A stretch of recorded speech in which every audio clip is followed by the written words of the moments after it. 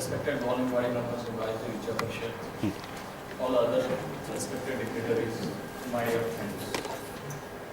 Good afternoon to one and all. I am extremely honored to have the chance to welcome you in this prestigious moment of celebrating 90th birthday anniversary of legendary mathematician Professor V. Lakshmikantan Garu, founder and first honorary director of GVT. On behalf of all assembled here, I cordially welcome our beloved chief guest, Dr. C. Sadasivara Garu, and all other respected dignitaries. Extend my warm welcome to all the students and my dear colleagues. Thanks to one and all. I request our honorable chief guest, Dr. C. Sadasivara Garu, and our beloved principal, Professor A. Balagopeswara Garu, Professor J. Gopalakrishna Garu, to present a floral tribute to legendary mathematician of this millennium, Professor V. Lakshmikantan.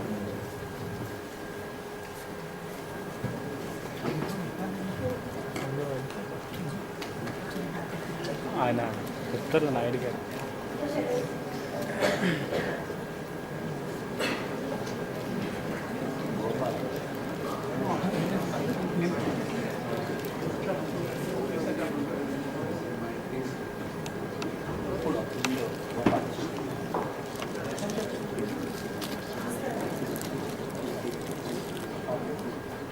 I request Professor B.S. Rao Garu, J.S. Prakash Rao Garu, Professor Bhaskar Sharma Garu, NSV.S. Gandhi Garu to present floral tributes to Professor V. Lakshmikantan.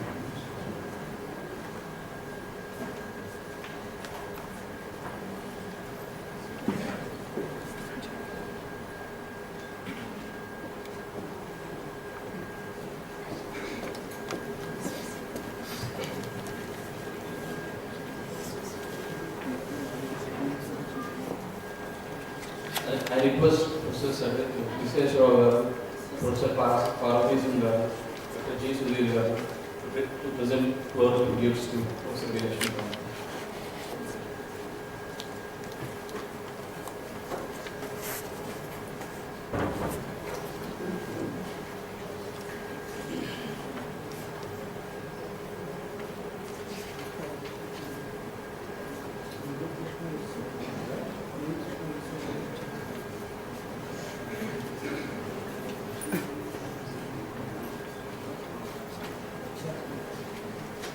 I request Professor J. Vasundhara Devi Garu, Dr. R.V.J. Ravikumar Garu, and Professor Panikishwar Garu to present floral tributes to Lakshmikantan.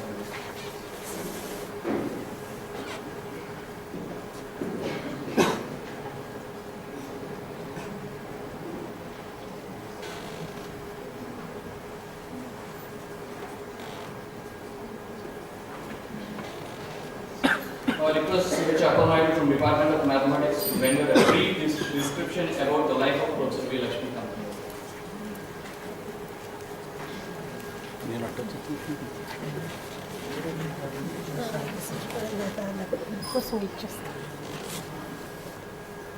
ఈ సభకు ఇచ్చేసిన పెద్దలకు, నా తోటి అధ్యాపకేతర సిబ్బందికి, విద్యార్థులకు అందరికీ లక్ష్మీకాంతం గారి 90వ జన్మదినోత్సవ వేడుకల శుభాకాంక్షలు తెలియజేసుకుంటూ, నా పేరు అప్పల్ నాయుడు, గణిత విభాగంలో బోధనా సహాయకుడిగా పనిచేస్తున్నాను.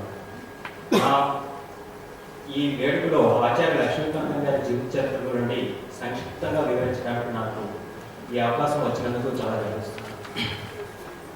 ఆచార్య వంగిపురం లక్ష్మీకాంతం గారు రాయలసీమలో ఒక మారుమూల గ్రామంలో 1924 మార్చి 16 జన్మించారు. తల్లి ఒడిలో రామాయణ భారత భాగవతాలను నేర్చుకున్నారు. ఏకసంతాగ్రహం కావడం వల్ల ఏదీ మర్చిపోయేవారు కాదు. 6 ఏళ్ల వయసులో ఆయన తల్లిని ఇలా ప్రశ్నించారు: సృష్టించడానికి విద్య కావాలి, పోషించడానికి డబ్బులు కావాలి, నాశనం చేయడానికి మాయ కావాలి. అమ్మ, చూస్తుంటే ఈ బ్రహ్మ, సరస్వతి, విష్ణువు, లక్ష్మి, శివపార్వతి అంతా కావాలని కనిపించినట్టే ఉంది. కొడుకు యొక్క అసామాన్య విచక్షణాశక్తిని అర్థం చేసుకున్న ఆ గొప్ప వనితామని ఆయనకి అద్వైత సిద్ధాంతాన్ని బోధించింది. కొత్తగా సంపాదించిన ఆ విజ్ఞానంతో ఊళ్ళో రామాలయానికి వెళ్ళి దేవుడు లేడని వాదించి దీపాన్ని ఆర్పేశాడు ఆ భగవానుడు.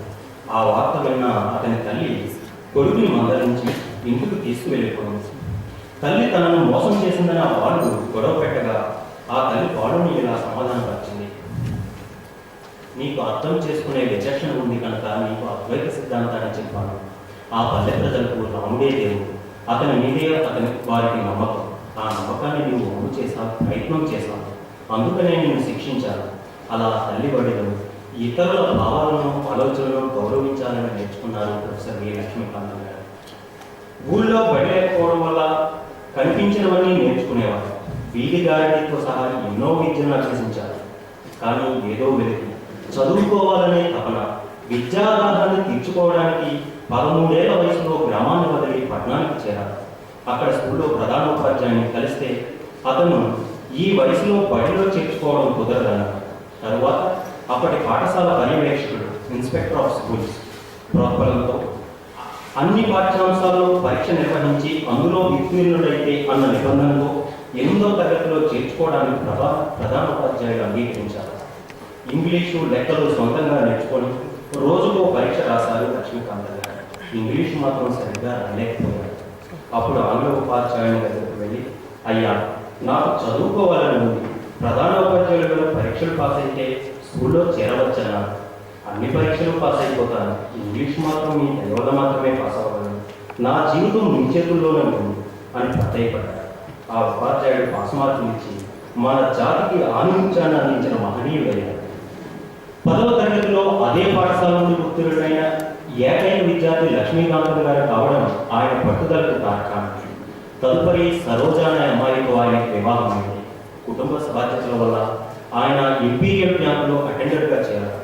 చదువు మీద ఉండే జిజ్ఞాసతో బ్యాంకులో అటెండర్గా చేరారు. చదువు మీద ఉండే జిజ్ఞాసతో అక్కడి బ్యాంకు పరీక్షలు అన్నింటిలోనూ ఉత్తీర్ణులైనారు. అప్పటి నిజాం ప్రభుత్వంలో ఎవరైనా 2 ఏళ్ళు పనిచేస్తే చదువుకోవడానికి అవకాశం లభించేది. ఆ విషయం తెలుసుకున్న లక్ష్మీకాంతం గారు బ్యాంకు ఉద్యోగం వదిలి ఉస్మానియా విశ్వవిద్యాలయం కళాశాలలో బయాలజీ విభాగంలో డెమాన్స్ట్రేటర్గా చేరారు. ఇలా అంచెలంచెలుగా కష్టపడుతూ బిఎస్సి, ఎంఎస్సీలలో యూనివర్సిటీ ఫస్ట్గా వచ్చి అందరినీ ఆశ్చర్యపరిచారు. అప్పటికి ఆయన వయసు 31 సంవత్సరాలు. ఆయన ప్రతిభను గుర్తించి యూనివర్సిటీ యాజమాన్యం ఆయనకు లెక్చరర్ ఉద్యోగం ఇచ్చింది. ఆయన అన్వేషణ అక్కడితో ఆగలేదు. విద్యాదాహం తీర్చుకోవడానికి గ్రంథాలయానికి వెళ్ళి పరిశోధనా పత్రికలను తిరగవేసేవారు. ఆయన అర్థమైందనుకున్న అంశంలోని వెంటనర్ అనే గణిత శాస్త్రవేత్త రాసిన పరిశోధనా వ్యాసాన్ని లక్ష్మీకాంతం గారిని ఉద్దేశించుకున్నారు. సొంతంగా మార్గదర్శకుడు లేకుండా పిహెచ్డి పరిశోధనా గ్రంథాన్ని రచించారు. ఈ దశలో ఆంధ్ర యూనివర్సిటీ ప్రొఫెసర్ మీనాక్షి సుందరం గారు ఆదరించి ఆయన పరిశోధనా గ్రంథాన్ని చదివి సలహాలిచ్చి సహాయం చేశారు. అలా గ్రంథాన్ని గురించి చేస్తున్న పరిశోధనను అందరికీ పంపించేవారు. ఈ క్రమంలో ఆనాటి నిష్ఠాతులుగా పేరుగాంచిన కాడింగ్టన్, లెవిన్సన్, ఒడియోటన్ అనే గణిత శాస్త్రజ్ఞులకు ఉత్తరాలు కూడా రాశారు. గణిత శాస్త్రవేత్త కాడింగ్టన్ స్పందించి ఆయనకి అమెరికా వెళ్ళడానికి ఏర్పాటు చేశారు. ఉన్న నగరానికి రాని టికెట్ కొనుక్కొని స్వదేశాన్ని విడిచి అమెరికా చేరారు. మొదట ఉక్లాలో పనిచేసి తర్వాత విసాస్కి వెళ్ళి అక్కడి నుంచి బల్టిమోర్లో పనిచేశారు. ఆ 3 ఏళ్ల కాలంలో 30 పరిశోధనా వ్యాసాలను రచించి అవకలన సమీకరణాలు, డిఫరెన్షియల్ ఈక్వేషన్స్ రంగాన్ని శాసించారు. ఆయన పేరు చాలా ప్రచురించబడింది. ఆయన ప్రతిభను గుర్తించి ఔరంగాబాద్ మరాఠవాడ యూనివర్సిటీ గణిత విభాగానికి అధిపతిగా రమణి 1962వ సంవత్సరంలో నియామక పత్రాన్ని పంపించారు. అది అందుకుని ఆయన ఔరంగాబాద్ చేరారు. వెంటనే ఆయన దగ్గర 7 శిష్యులు పిహెచ్డి కోసం చేరారు. వారందరూ ప్రఖ్యాత గణిత శాస్త్రజ్ఞులయ్యారు. వారిలో ముఖ్యులు ఆచార్య ఎస్జి దేవ్ గారు, ఆచార్య ఎస్ లీల గారు మొదలవుతారు.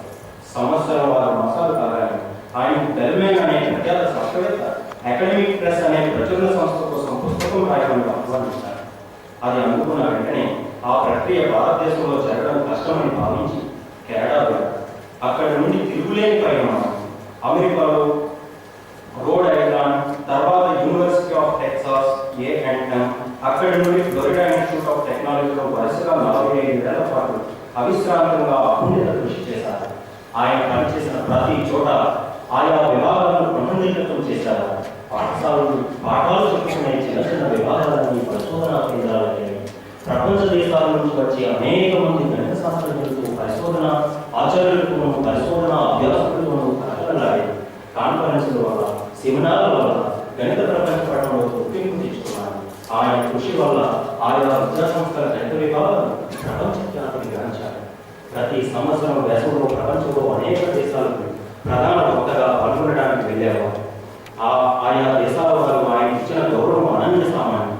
గణితానికి పెద్దపీట వేసి అసామాన్య ప్రతిభకు ప్రఖ్యాతిగాంచిన రష్యా నుంచి Hungary, Bulgaria, Spain, Canada, Italy, France, England, China, Japan ఇలా ఎన్నో దేశాల వారు తాము నిర్వహించే గణిత సమావేశాలకు ఆయన ముఖ్య అతిథిగా, ప్రధాన వక్తగా ఆహ్వానించేవారు.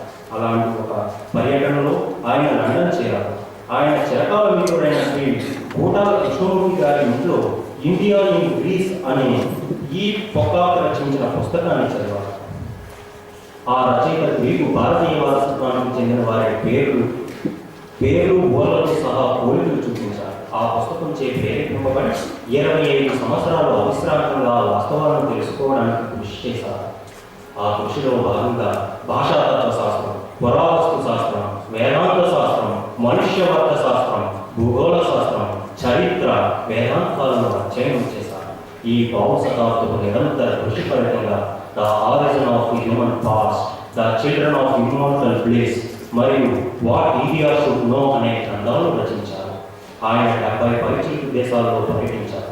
ప్రతి ప్రయాణంలోనూ ఆయన విద్యార్థి ఆ ప్రాంత ప్రజల భాషను, అలవాట్లను పరిశీలించేవారు. వాళ్ళ పదాలలో దొరికే సంస్కృత పదాలను, వాటి సమన్వయాన్ని గమనించి ఆనందించేవారు. ఆయన ప్రయాణించేటప్పుడు ప్రతి మజిలీలోని అనుభవాలు ప్రపంచమంతా ఒకటే, నానా జాతులకు వారసత్వం ఆరంభం ఒక చోట నుండే, అది భారతదేశం నుంచే అనే ఆయన విశ్వాసాన్ని బహుపరిచేది. గణిత శాస్త్ర వృక్షం 20వ శతాబ్దంలో సుమారు 1000 విభాగాల కొమ్మలుగా విడిపోయి విస్తరించింది. ఒక విభాగానికి చెందిన వాళ్ళకి ఇంకో విభాగం సుమారుగా అర్థమేగోచరంగా అన్యంతలా ఎదిగింది. 21వ శతాబ్దంలో గణిత శాస్త్రం మిగతా శాస్త్రాలకు సమన్వయం పొంది వాటి నుంచి నేర్చుకుంటూ ఎదుగుతుందని ఆయన ఊహించారు. అందుకు అనుగుణంగా international journal of non linear analysis అనే పరిశోధనా పత్రికను 1976లో స్థాపించారు. International federation of non linear analysis ను స్థాపించారు. అందులో భాగంగా 1992 నుంచి 2008 వరకు ప్రతి 4 ఏళ్లకు ఒకసారి world Congress of non linear analysis అనే ప్రపంచ మేధావుల సమావేశాన్ని నిర్వహించారు. ఈ సమావేశాల్లో గణిత శాస్త్రాన్ని వాడే ఇంజనీర్లు, శాస్త్రవేత్తలు, గణిత శాస్త్రజ్ఞులు 1500 పైచిలకు వచ్చేవారు. పెద్ద పెద్ద వైజ్ఞానిక పరిశోధనా సంస్థల నుంచి సొంత ఖర్చులతో వచ్చేవారు. 2000 సంవత్సరంలో సమావేశం ఇటలీ దేశంలోని కటానియా అనే నగరంలో జరిగింది. ఆ ఊరిలో ఒక చిన్న దినపత్రికలో కలన గణిత విభాగానికి ఆర్తులు న్యూటన్, లెబ్నిజ్లు కాదు, మాధవ అనే భారతీయులని రాశారు. అది చదవగానే ఆయన ఉత్తేజం ఉవ్వొత్తిని ఇచ్చింది. అందులో వాస్తవాన్ని కనిపెట్టడానికి ఆయన ఉత్సాహం వృద్ధలు వేసింది. ఆ కృషి ఫలితంగా the origin and history of mathematics అనే అద్భుతమైన గ్రంథాన్ని రచించారు. ఆయన విద్యాదానం తీరనిది. ఎప్పుడెప్పుడు కొత్త పొందాలలో పయనించాలా అని ఎదురు చూసేవారు. ఆ సమయంలో అనుసిద్ధాంతాల మీద ఆయన దృష్టి సారించారు. మెటాఫిజిక్స్ లోని అంశాలు ఆయన ఆకట్టుకున్నారు. మనదైన తాత్విక దృక్పథాన్ని పూర్తిగా జీర్ణించుకున్న ఆయన పాశ్చాత్య అనుసిద్ధాంతీకరణాన్ని ఆకలింపు చేసుకుని తనదైన శైలిలో the hybrid grand unified theory అనే పుస్తకాన్ని రచించారు.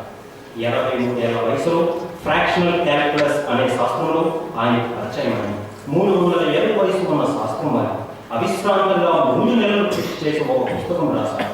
దాని పేరు theory of fractional dynamic systems. ఆ తర్వాత 85 ఏళ్ల వయసులో theory of cone differential equations అనే పుస్తక గ్రంథ రచయిత అయ్యారు.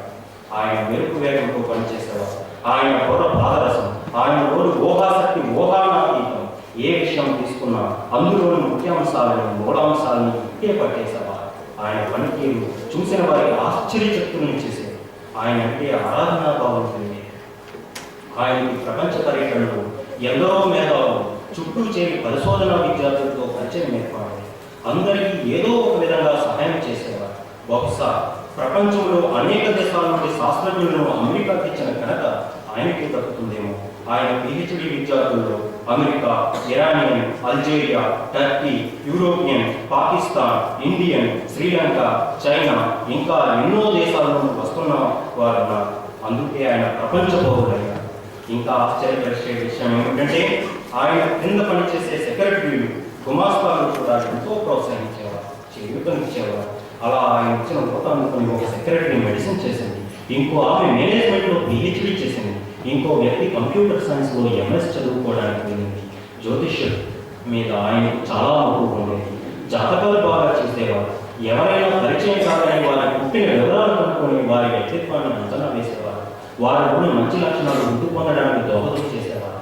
వారి బలహీనతలను అర్థం చేసుకుని సాగిపడేవారు. తమరాకు మీద నిలుగుట్టులా వ్యవహరించాలని ఆయన సిద్ధాంతం. అటాచ్మెంట్ అని దాన్ని అభివర్ణించేవారు. ఇలా చెప్పుకుంటూ పోతే ఆయన గురించి పుంఖానుపుంఖాలుగా చెప్పుకోవచ్చు. ఆయన శిష్యుల్లో ఎవరికి కలిపినా ఆయన గురించి గంటల తరబడి విషయాలు చెప్పగలరు. ఆయన మన కళాశాలకు 4.5 కోట్ల రూపాయలు విరాళంగా ఇచ్చారు. అందులో 2.5 కోట్ల రూపాయలు ఉన్నత పరిశోధన వ్యవస్థను స్థాపించాలని ఆయన కోరిక. GVP professor V Lakshmikantham institute for advance studies అని ఆయన పేరు మీద 2008లో నెలకొల్పబడింది. మిగిలిన 2 కోట్లతో ఆయన పిల్లలతో కలిసి జీవీపీ వి లక్ష్మీకాంతం ఫౌండేషన్ ప్రారంభించబడింది. పల్లెలు పాఠశాలను పునరుద్ధరించాలనే చేయంతో దీన్ని ప్రారంభించారు.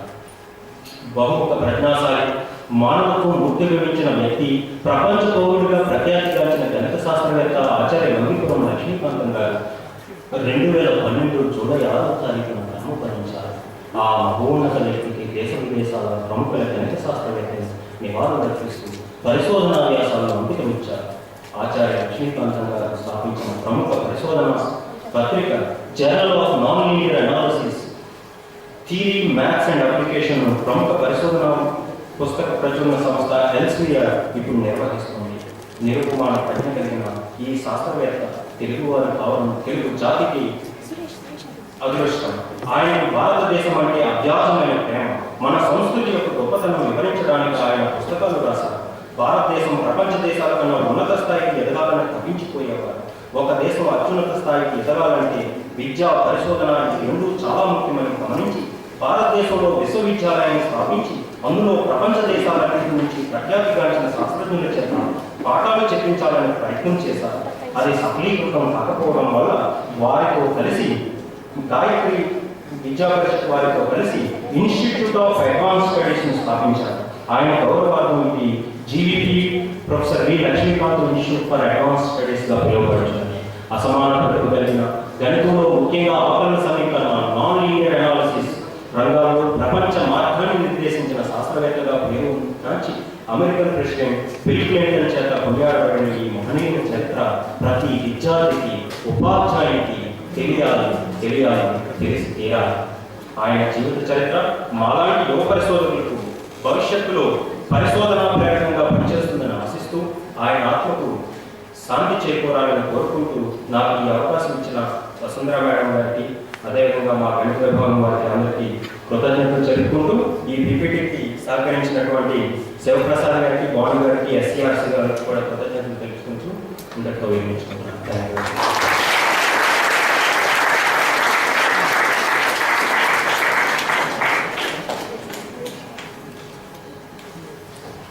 I request Professor J. Vasundhara Devi Garu, Associate Director, GVP Alliance, to introduce our beloved Chief Guest, Dr. C. Sadashiva.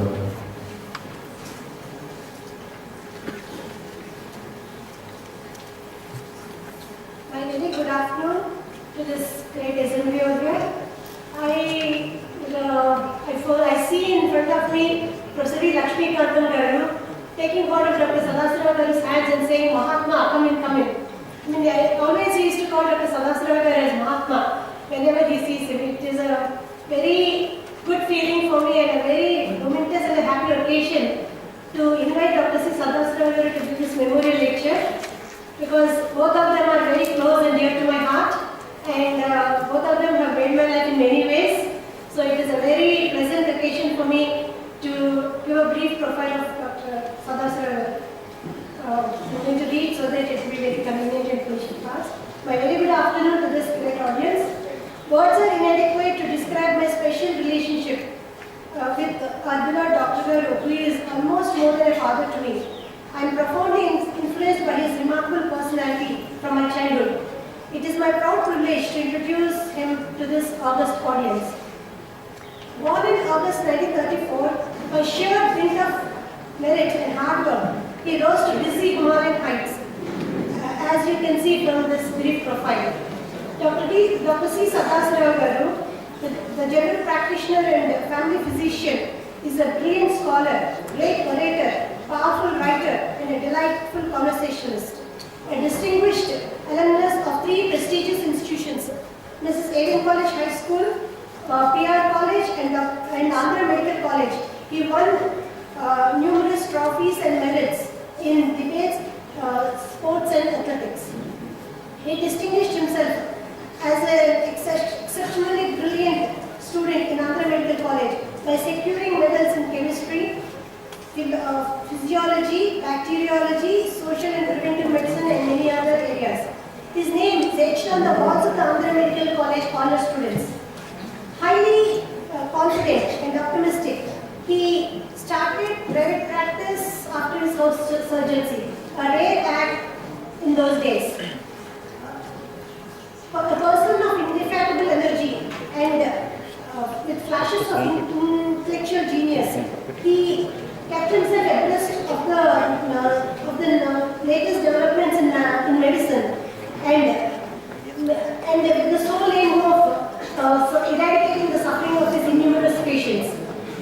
His passion for thoroughness, his ardent desire to cure his patients made him highly popular.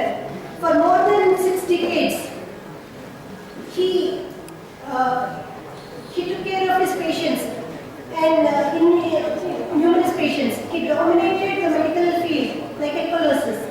His cases ranged from leprosy, TB, cancer, gastroenterology, diseases of heart and lungs, and many more. Many patients with incurable diseases approached him for relief and found it. His multidimensional approach and research bent of mind enabled him to utilize ancient pyramidology in successfully treating cases like vitiligo and ankylosing spondylitis, I'm sorry, I did not pronounce it properly, Parkinson's disease, and a host of other complicated diseases. He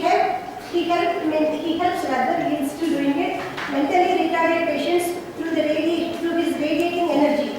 He is using yoga as an instrument to help the healing patients. Using Bates exercises named after Dr. Bates, he helps patients with various eye problems like retinal pigmentitis and etc. Actually, he did cure some of them. His quest for knowledge made him conversant with in various subjects like literature, philosophy, history, yoga, and Sanskrit, to name a few. His interests vary from agriculture, dairy, poultry, fish farming, horse riding, animal husbandry, forestry, and architecture. From forestry to architecture. As a guest faculty of the Department of Social Work in Andhra University, he won respect, affection, and admiration from students and research scholars. As a vice chairman of Forum of Public Issues, he actively interacted with society. As a founder president of the Visakhapatnam Weightlifting and Bodybuilding Association, he evinced keen interest in developing physical stamina of the youth. As a reputed philanthropist, he has been supporting the cause of education and also many social organizations and charitable trusts.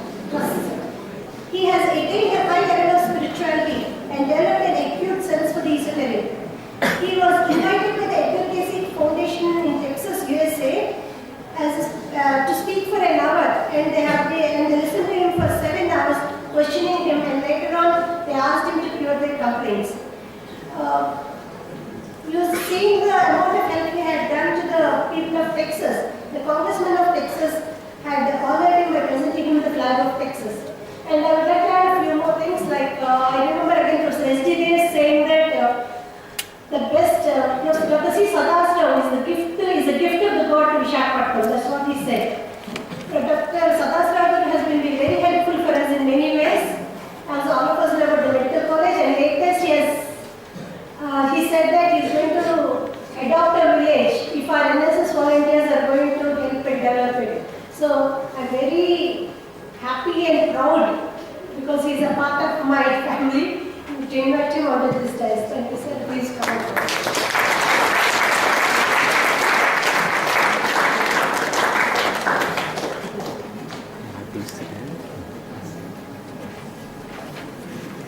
Good evening, ladies and gentlemen. After such splendid talks by highly educated educationists, any attempt to perform anywhere that standard was doomed to failure.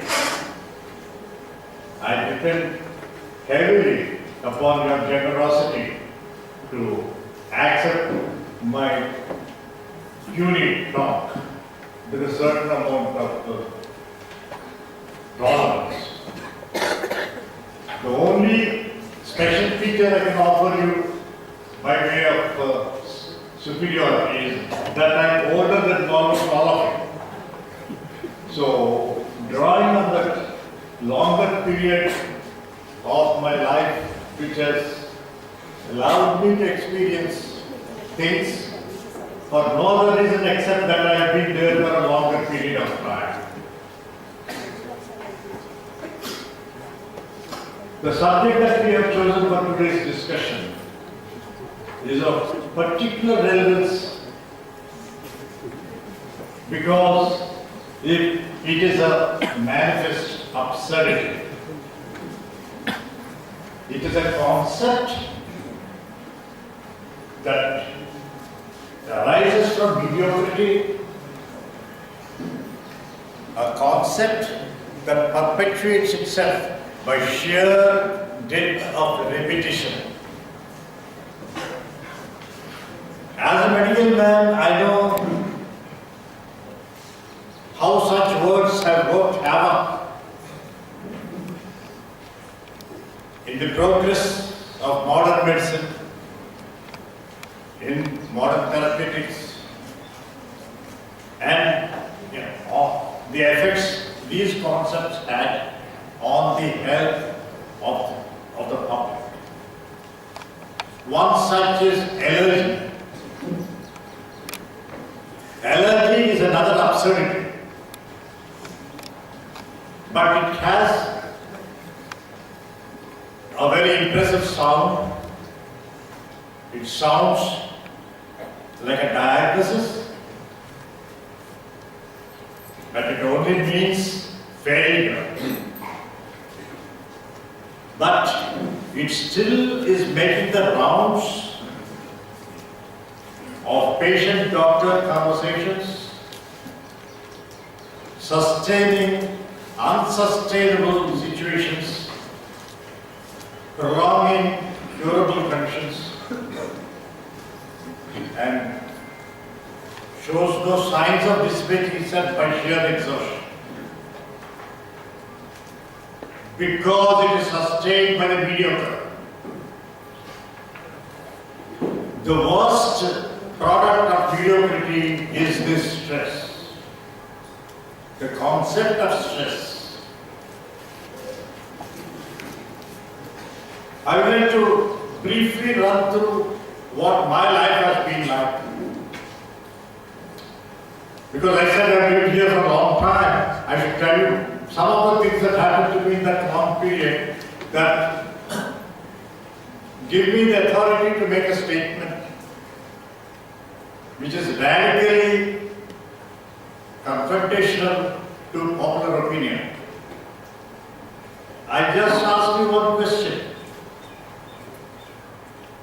Popularity is numbers. In 100 people, if more than 70 or 80 people say a particular thing, it becomes which is popular, and by democratic concepts it passes on for the truth. But teachers, all of you, if they use just think for a moment about how many in 100 people have the intelligence to be accepted as somebody whose word is worth taking. The popular majority is always the deficient majority, and democracy depends upon this majority. So saying that everybody does this and everybody believes this, is proof paramount that it is an absurdity because only the less than average people can make those numbers. Large percentages cannot be formed by brilliant people. The brilliant are always in the minority. They form the dominant minority. People who are smart enough to hazard opinions, people whose opinions we should take into cognizance, people who have worked hard to achieve that situation, these are the dominant minority. So we always go with the dominant minority, but not with the numerical majority. Having said that, now I will go around give you a small run through of what my life has been. When I was 4 years old, I decided I would become a doctor. In my 16th year, my professor of zoology asked me, what do you want to be? I said, I am going to be a doctor. He thought I did not know English properly. He said, do you want to be a doctor or are you going to be a doctor? I said, I am going to be a doctor. And after a brief period during which I thought of going to the army and such other things, I came around to my first love to become a doctor. Though I wanted to be a doctor, my greatest respect has always been for medicine, for mathematics. My respect for mathematics was of an order to respect anybody who even says he is going to study mathematics. And certainly, a tremendous amount of respect for people who have studied mathematics, have become engineers. It is there. They are so articulate. They are so conversant to the abstract. They can superpose an abstract picture on a concrete reality and make it become the truth. That's a fantastic feat of creation, almost godly in its ultimate usefulness. But I'm so scared of these people because they speak mathematics. So I kept me very carefully away from them, but I was constantly observing what these people were doing. I have the great honor of having very close contact with extremely brilliant people.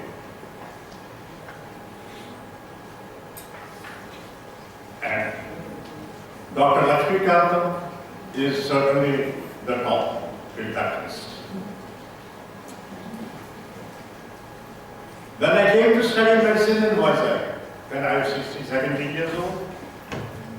I had just finished a reasonable performance in the intermediate. I met one very brilliant mathematics student from Kakinada, my hometown. And then when we met, I asked him, Mr. Sastry, now you are in the honors, are you not very busy? And he turned around and told me, no, I'm not busy. Because in honors you study in a different way, in intermediate you study in a different way. The way we study changes, but it's not how much we study.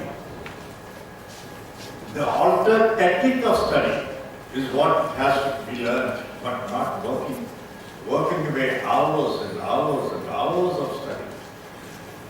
Dulling your brain, exhausting your mind, forgetting everything about life except the next page, the next examination.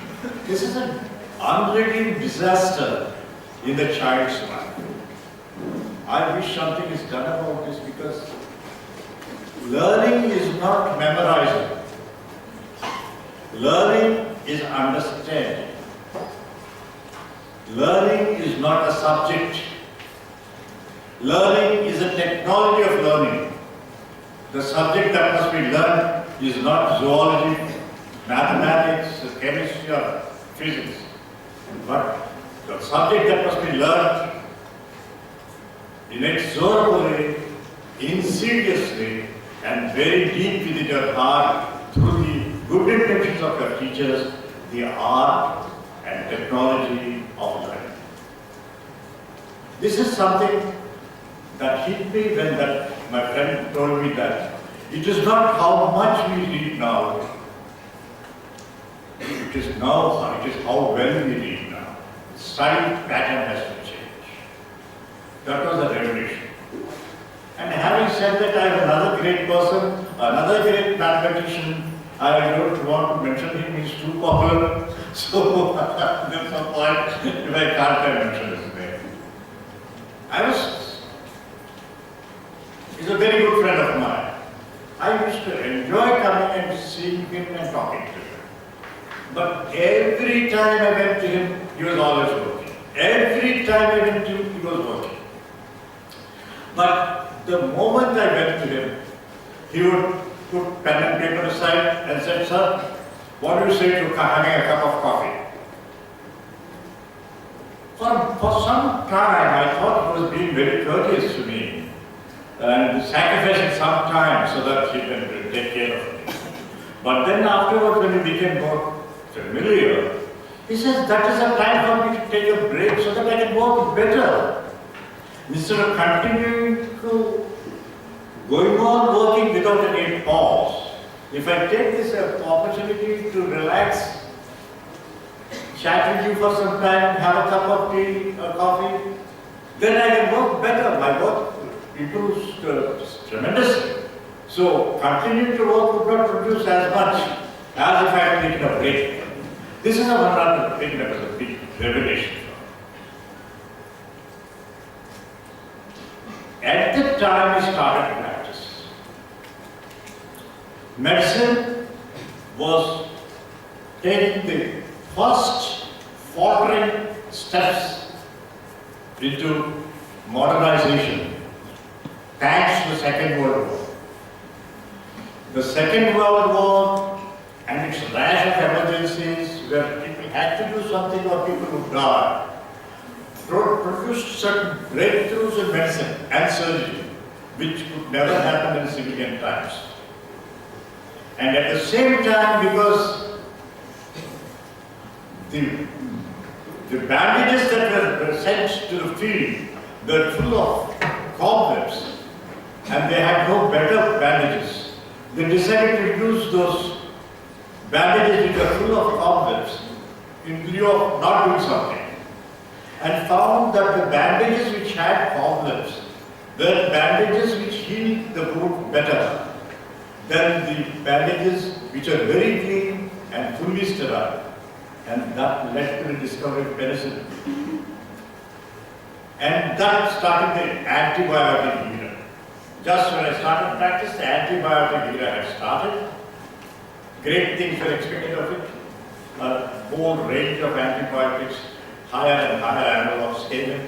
They produced miraculous things, miracles in the sense that the treatment that was done in the pre-antibiotic era was largely good management, courage, hard work and commitment. They really had no drugs worth mentioning. But they still managed to do surgery without anesthesia. They still managed to cure a lot of diseases which we can imagine how they managed to cure them.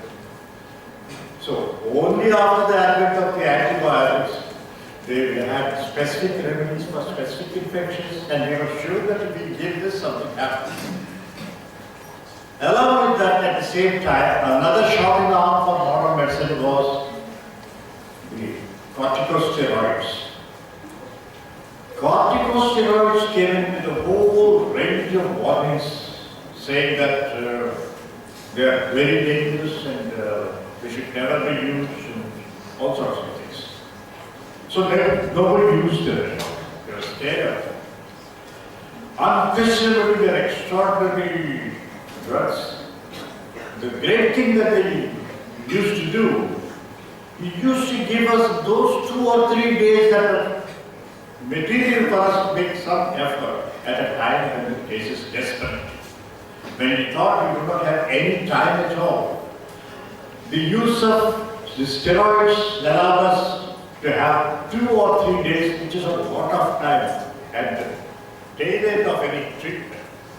If you can get 2 or 3 days more, it's a lot. It's a lot. The help it does to us at that time, it's by that time we have seen that so many types of efforts are done, and a half-a decent person has already come to a conclusion that these are the points that have been this can probably the right thing. And at that time, if you have that little time, the cases will be saved. Apart from these 2 things, the understanding of medicine is very, very negligible. They used to give treatment, some people used to live, survive, some people used to die. Nobody knew why they died, nobody knew why they died. At that time, I decided that the technology of medicine as such is so incomplete that I can't depend upon this. The only thing I would like to do now is to enhance my physical and mental faculties to such an extent that I can do better with what is currently available. And if nothing else, use my energy to support their emotion. With this in mind, I used to spend as much time with the patients as possible, talk to them as much as possible, see them several times a day if at all possible. In that process, I trained myself from hour to hour regarding the progression of a disease state. As part of that effort, I also went into the practice of transcendental meditation, I went into the practice of yoga, I went into the practice of weightlifting, and anything that says it does something to your body and mind, I used to go into it. A word about weightlifting. I used to be so busy from the morning till the evening in the clinic. By the time I came into my house late in the night, at 10 or 11 o'clock at night, the words used to come out of my mouth used to be penicillin, or there used to be some dispensary for Apavazo or something. And I never used to get the right word, but only used to get dispensary words about penicillin and chloromycin and something else, but not the words that I wanted to come. I realized that I was going off the track. That's something I'm not able to avoid. For that reason, I started doing serious weightlifting at that time. So that by working myself thoroughly to exhaustion, unwinding would take place. Not just energizing, unwinding would take place. So that is how I enhanced myself, made myself acceptable in the house after working through the day's session. As a person who was not very particular about making money and a person who was energetic to be on his girl, it so happened that all the leftovers in the town used to come. The court of last resort. The court of last resort. So when everybody said this can't be done, they used to come.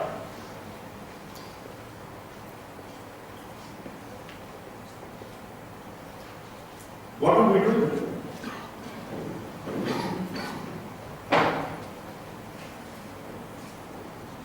We have to sharpen our mind. We have to sharpen our mind. For that reason, I use yoga and the practice of pranayama and the practice of mauna, these things to sharpen the mind. The other thing I always used to do is always every 5 years I used to start a new hobby. Once I used to weightlifting, next it used to be horse riding, next it used to be long distance walking, and also because I know that all my life I'm going to be a doctor.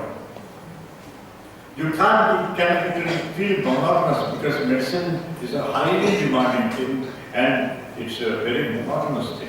Success and thrills are very, very far and few between. So you have some parallel activity that is coming and bringing interest to your life in that period. So in this way I have spent the last 6 years and I have never yet found any stress.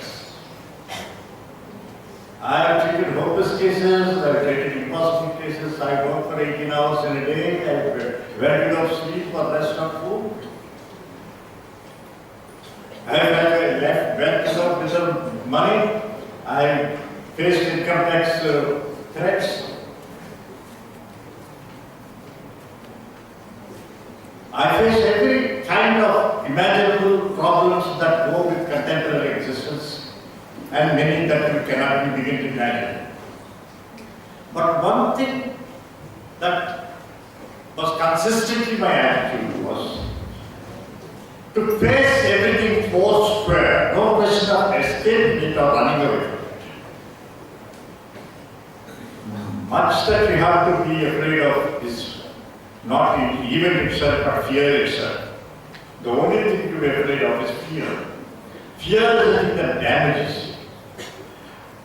Never ever take anybody's opinion for granted because that is his own personal opinion. It is not necessarily the right opinion. And I am arrogant enough to say that a popular opinion is always a wrong opinion. A popular opinion is always a wrong opinion. The popular opinion is created as a defensive mechanism to give people into a feeling that something right is happening while they are actually being carried around. So, in spite of all these things, I have never come across a case where I felt stressed. So, those stress, that is why I am a person who has gone through every possible experience that can produce stress and have never once experienced stress. Stress is bad management. Stress is bad management.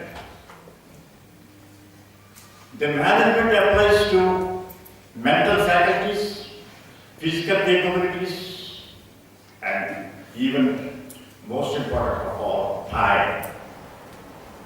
When you speak of mental faculties, if you say that a person will do better if he can work for 10 hours instead of 4 hours, it is very wrong. There are techniques of using your mental faculties such that the best output can be obtained within the same attitude.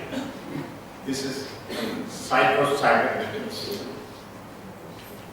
Not to read it with the textbook in the bus stop, not read it when you feel like it, and not do it when somebody is talking at you. No.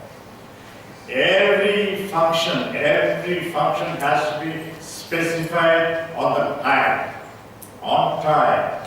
You will start your educational study at 7 a.m., 7 p.m. till 9 p.m., 9 a.m. and it shall be so. At that time when you sit there in that corner of your room, close to the window, with your book in your hand, your mind immediately comes into focus, such that it is ready to do the job instead of taking time to get settled down. So psycho-cybernetics is something that all students and in fact all human beings should learn the art of psycho-cybernetics, science of psycho-cybernetics, because it enhances the quality and quantity of our output enormously. The other thing that is important is prioritization. Prioritization is the art of assembling in an order your requirements of that day and giving them an order of priority according to the importance on the time frame as well as the final frame, in so much as if it goes to the bottom of the list, it may not get done that way. That means it is already been selected as thing that will be done only when we do have that extra time. Others, it will be dropped because all the necessary things are. This prioritization.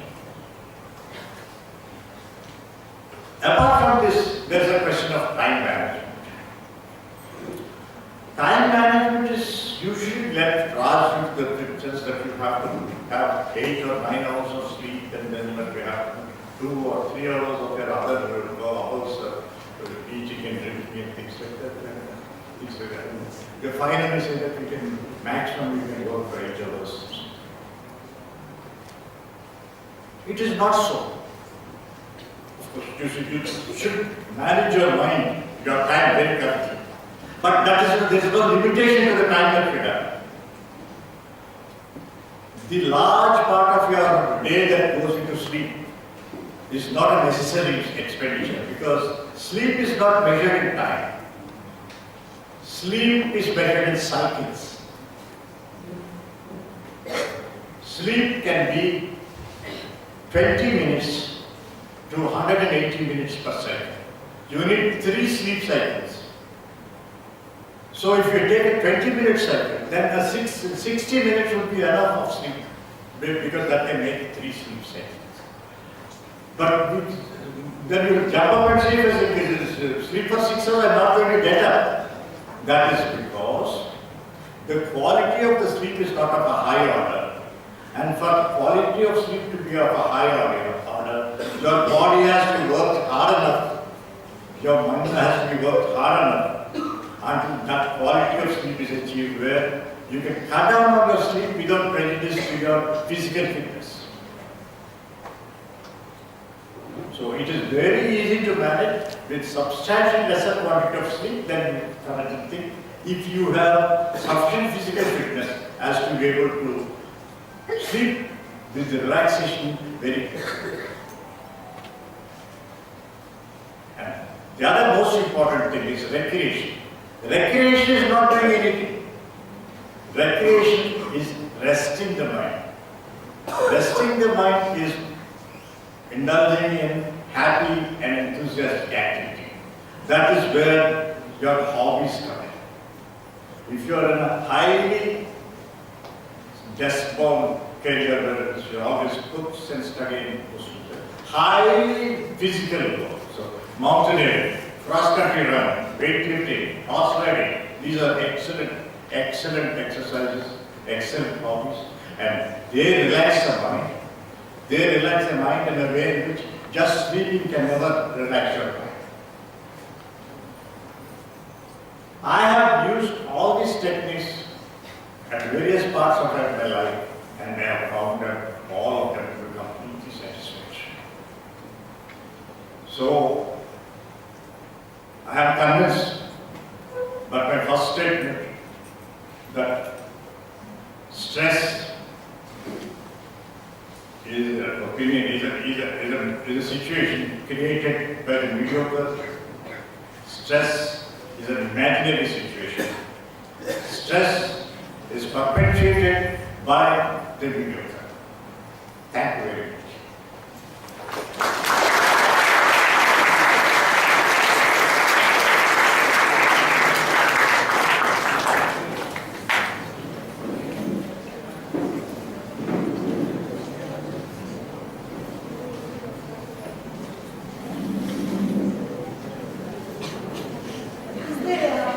If anyone would like to ask any questions, you can please ask him.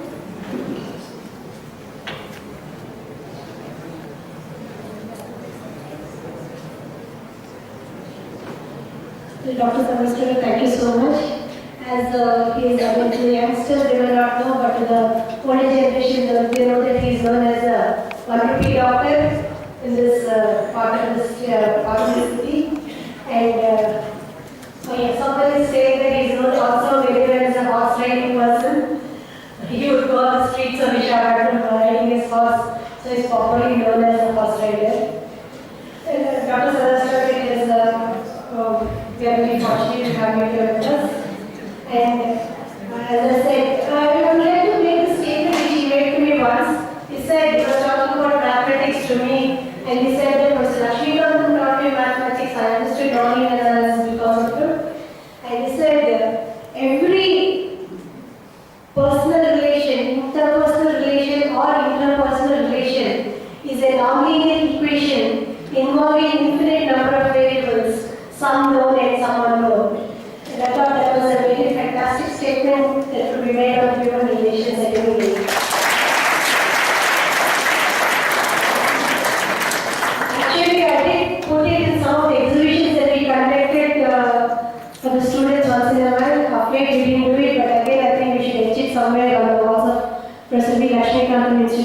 studies. As I said earlier, Professor Lakshmikantham and Dr. Sadasrava Garu went hand in hand. He spoke to Sir Dr. Sadasrava Garu every day of his life for the past 4 years, except on the day he passed away. And I think once Dr. Sadasrava Garu mentioned that I think the person who misses him most, the person who misses Professor Lakshmikantham most is Dr. Sadasrava Garu, because he used to hear from him every day. Every day at 7 p.m. in the night you would get at 7 a.m. in the night you would get a call. So, when to me, knowing both of them very well, it takes me to the period where I spent most of my time with both of them when I was here. And now I request Dr. P.S. Rao and Professor Somraj Garu and Professor Bhaskar Sharma to kindly state Dr. C. Sadasrava Garu and Mrs. Sadasrava Garu. And I would like to say one more word about Mrs. Sadasrava Garu. She's Girija Sadasrava Garu, and Gandhi as such is the brain behind Dr. Sadasrava right now for all the philanthropic activities that they are doing. It is there are both for the upliftment of the society and for our heritage to be maintained and resurrected. So they really want to do something for the society. And in that way, as I said earlier, they wanted us, if our NSS volunteers and our students and our faculty will be interested in giving them the human resources support in achieving their goals. And Professor Somraj Garu and our principal Garu, Professor Edika Rao Garu and the NSS coordinator Nageswara Garu have really agreed to that. And also some of the student volunteers have also said they're very much interested. So we look forward for that commitment and collaboration from their side and us. And finally, there are lots of students from many teams like NSS, NSS, and then Hearts of Humanity, We Are for Help, and others. All of them are looking forward to interaction with Dr. Sadasrava Garu and Madam Girija Garu. And we hope to have some time with you. Thank you, sir. And can I ask you, Dr. P.S. Rao Garu and Dr. Somraj Garu and Bhaskar Sharma Garu, Gandhi Garu to come over and let's take Dr. Sadasrava Garu and Mrs. Sadasrava.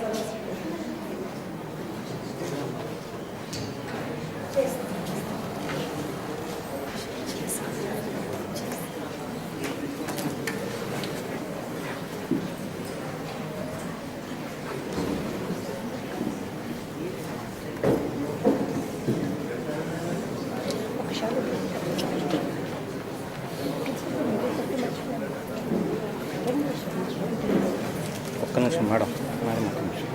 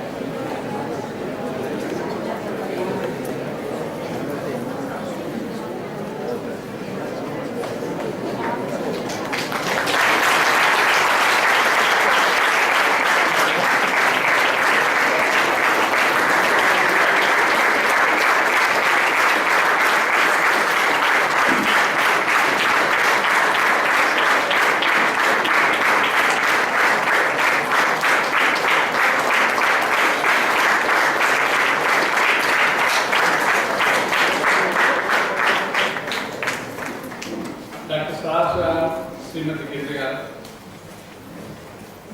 my teacher, our staff, Professor Shishanga. With Sadasrava, you are now MBBS private practitioner. You have seen a man who heals the diseases of a society, not individuals alone. And when చదువుకునే రోజుల్లో రూపాయి doctor అంటే ఒకటే fee ఎవరికైనా ఏ డిసీజ్కైనా ఎంత పెద్దవాడైనా సరే ఒకటే ఒక రూపాయికి ఒకవేళ ప్రయారిటీ కావాల్సిన డాక్టర్స్ దగ్గరికి అంటే నువ్వు దాటి వెళ్దాం నాకు రికమెండేషన్ అనేది ఉంటుంది కదా, అది దాటాలంటే no recommendation. You paid rupees, can be order. అది అప్పుడు నాకు డాక్టర్కి నా వయసు డాక్టర్ అవుతున్నా డాక్టర్ గారు మాత్రం యూనివర్సిటీలో he is very well registered all these activities. అప్పటి రోజుల్లో అది ఉద్దేశించిన రీసెంట్గా ఉంది. ఇవాళ లక్ష్మీకాంత్ గారితో మన ఇంటరాక్షన్ వచ్చిందంటే వస్తుందో ఎంత రెస్పాన్సిబుల్ అంతకంటే ఎక్కువ రెస్పాన్సిబుల్. అండ్ 1960s విశాఖపట్నంలో డిస్టింగ్విష్ ఇన్స్టిట్యూట్ రావాలని కోరిక పడుతుంది. ఆ ఉద్దేశంతో ఇప్పుడు మనం మెడికల్ కాలేజీ ఇక్కడ రావాలనుకుంటున్న సైట్లో చాలామంది చాలా రకాల చిరంజీవి ఫిల్మ్ స్టూడియో దగ్గర నుంచి అన్ని రకాల పదాలు వచ్చారు. కానీ అది విద్యాసంస్థకి వాళ్ళ కోరికతో మేడం బిజీగా సహజ దాని విద్యాసంస్థతో వస్తాను. విద్యాసంస్థ మంచి రావాలని కోరిక విశాఖపట్నం కేజీ వచ్చాను. అండ్ లక్ష్మీకాంత్ గారు అమెరికాలో ఉన్నారు, చాలా మంచి ట్రీట్మెంట్ తీసుకోవచ్చు, చాలా పెద్ద పెద్ద డాక్టర్లు ఉన్నారు. మరి లక్ష్మీ సదాశివరావు లేదా? Yes, there are no doctors equal to doctor Sadashivarao even in America.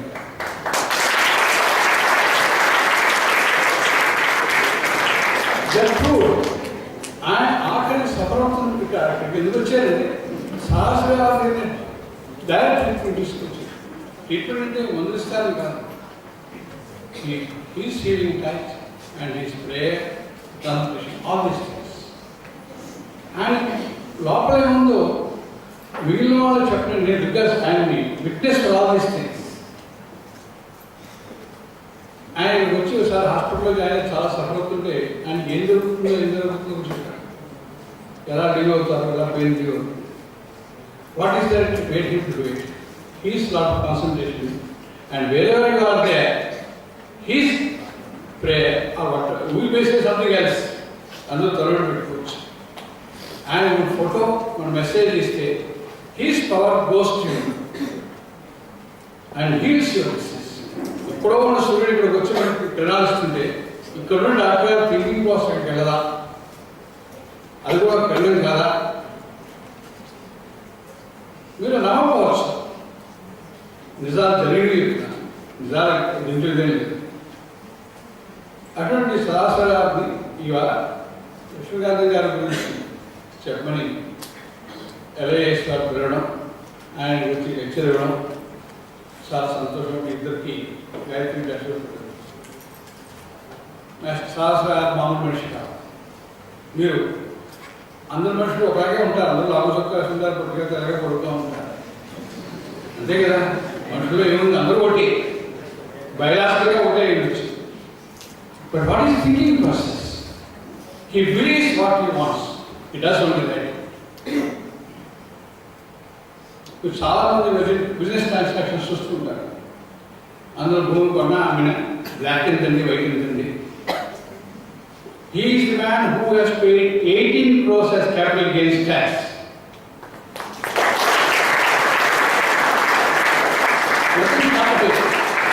I do not want a single pie cash give from bank.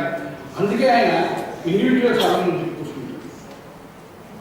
రేపు పొద్దున ఏదైనా వస్తే విశాఖపట్నంలో KGH లాంటి హాస్పిటల్ కానీ ఇక్కడ కట్టగలిగితే it is the blessing of these two people. Visakhapatnam gets advantage of it.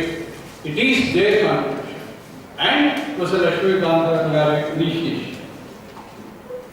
He is the man. Lakshmikant Garu is the person who is ఆయన India ఒక యూనివర్సిటీ పెట్టాలన్నారు. యూనివర్సిటీ పెట్టాలని చాలా ప్రయత్నం చేశారు. BJP government, Congress government, Modi గారు government అన్ని ప్రయత్నించారు. మన రూల్స్ మనవి, రూల్ బుక్ మనిషిని చెప్పి రూల్ చెప్తానని తప్పం కదా మనది. అంత పెద్ద నేను ఇక్కడ యూనివర్సిటీ పెడతాను, మన ఇండియన్స్ మనం చాలా గొప్పవాడు యూనివర్సిటీ పెడతానంటే ఒకసారి వస్తుందా నేషనల్ యూనివర్సిటీ మేడం వస్తుందా, మనం కూడా ప్రయత్నం చేద్దాం. సరే, లక్ష్మీకాంత్ గారు రిక్రూట్ చేయకూడదా అని అడిగాను. Of course, she is my student. She talked to him. Lakshmikant garu ఇక్కడ యూనివర్సిటీ పెట్టాలనుకున్నప్పుడు సివిల్ మన స్టాటిస్టిక్స్ ప్రొఫెసర్ సిఆర్ రావు గారు హైదరాబాద్లో ఆయన కూడా పెట్టాలని అక్కడ విషయం పెట్టి ఇక్కడ ఇలాంటి విషయం పెట్టాలి, ఇది యూనివర్సిటీ అవ్వాలని కోరుకుంటున్నాను. అందుకు ఆయన అమెరికా నుంచి 4 crores డబ్బు రిపోర్ట్ చేస్తారు. దాని మీద వచ్చే వడ్డీ స్కాలర్షిప్స్ ఇచ్చి సైన్స్ అండ్ చూసారు మ్యాథమెటిక్స్ అనేది మన లక్ష్మీనారాయణ విషయంలో advanced studies of mathematical sciences. Every science is mathematical. That is belief. There is no science without the logic of mathematics. Even if you go wherever, if you go biological structure, if you go, it is a logical phenomenon, nothing else. Mathematics is nothing but logic. And for close report చేసి దీని వచ్చి వడ్డీ ఆయన అడిగారు, sir వడ్డీ అనేది ఇస్తారు, report చేస్తే బ్యాంకులో ఉంటుంది, ఆ 4 కోట్లు ఖర్చు పెట్టాడు హాస్పిటల్లో వచ్చే డబ్బులు స్కాలర్షిప్ ఈ రెండు that is initiative and these people's determination to get an institute. We are shortly going to get a medical college which caters not like any other medical college. ఆయన ambition అన్ని మెడికల్ కాలేజీలో ఉండాలి కదా, దానికి డిఫరెంట్గా ఉన్నారు. దానికి ఏం చేయాలి అనేది గాయత్రీదేవి దాంతో మనం ఏం చేయగలం అని విల్ డూ ఇట్ బిలీవ్ అని చెప్పారు. I want to be a doctor. I am going to be a doctor. You do not want to establish a medical college. We will establish a medical college. There is faith you have. We will do it. Thank you, all the students. And whenever you are free, you try to go and interact with the leading citizens of Vizag. How do you get leadership? What is the difference between a Vizag student and a student at Anantapur and a student at Pune? Our students are all of the exams. You have here, you have chances to meet different people. Do you meet different people in the city? Have you ever been in a district active and taken new charge? Have you gone and given your case to any MP? Or have you seen any professor? Today there is a professor, Viswanathan, who came from University of Sciences, who has a lot of concern about the engineering colleges, what he says. Medical college students have to individually student patient treat చేస్తారు. Engineering college కూడా ఏం చేస్తారు, cyber డ్రగ్స్గా తయారవుతారు, cyber టూల్గా ఏం మీకు సంఘాన్ని సొసైటీకి చేసే బాధ్యత మీకు లేదా? బెటర్ లివింగ్ ప్రొవైడ్ చేసే బాధ్యత మీకు కాదా? మీది అంటే మీదే కాదు, మీది అంటే మందే, మీదంటే మీరు వేరు నేను వేరు కాదు. ఈ సిస్టంలో ఒట్టి ఆడాల్సిన డిగ్రీలు పట్టుకోకుండా అటువంటి టెక్నాలజీకి ట్రాన్స్ఫర్ చేయాల్సిన వివాసం ఆయన ఎప్పటి నుంచో ఆయన కోరిక. ఆ కోరికని ట్రాన్స్ఫర్ చేయడానికి టేక్ టైం. పేశ్వరావు శాస్త్రి గారు, ఇవాళ విశ్వనాథన్ గారు, టుమారో వచ్చే all the people are thinking to bring change in the type of education. Thank you for giving me an opportunity to have Dr. Sadasrao in our campus. Thank you, sir.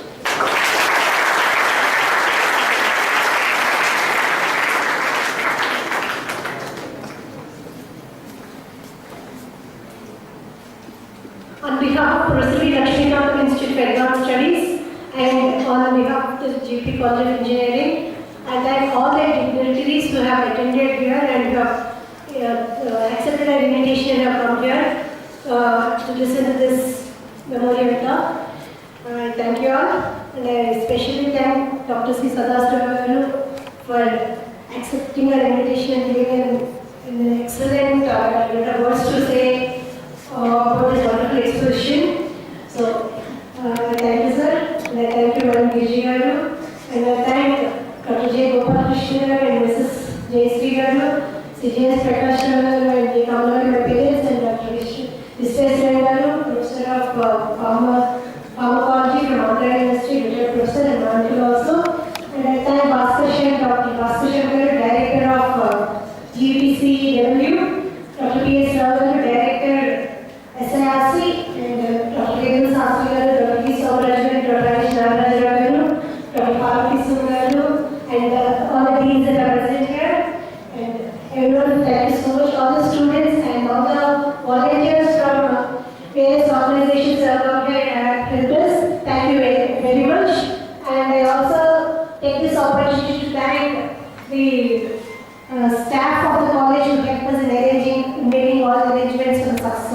Thank you very much.